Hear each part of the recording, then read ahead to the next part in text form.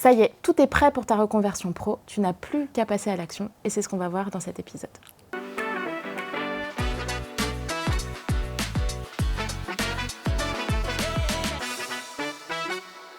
Donc, le premier objectif, ça va être de réussir à démarrer sans être prêt à 100%. En fait, le perfectionnisme tue l'élan. Il n'y a pas besoin que tout soit parfait pour démarrer. Au contraire, c'est un frein.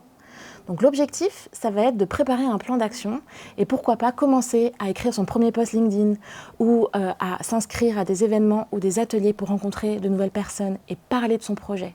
Aller de l'avant, c'est vraiment la clé et c'est ce qui va vous permettre d'avancer dans votre projet. Un grand changement, ça devient gérable finalement si c'est découpé en plusieurs petites étapes, en plusieurs actions.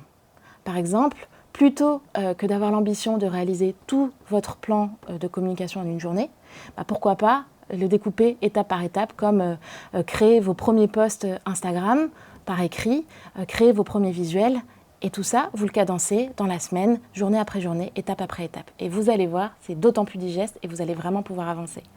En revanche, même si tu commences à tout planifier, en fait, c'est normal qu'il y ait des changements en cours de parcours. Tu ne vas pas pouvoir imaginer tout ce qui peut se passer en avance dans l'année.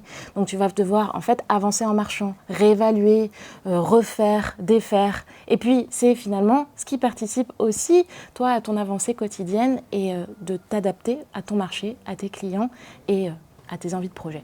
Changer de vie, finalement, on se rend compte que c'est pas toujours clair, c'est pas toujours confortable. Mais finalement, il existe des outils, des communautés, des professionnels qui accompagnent à ce switch.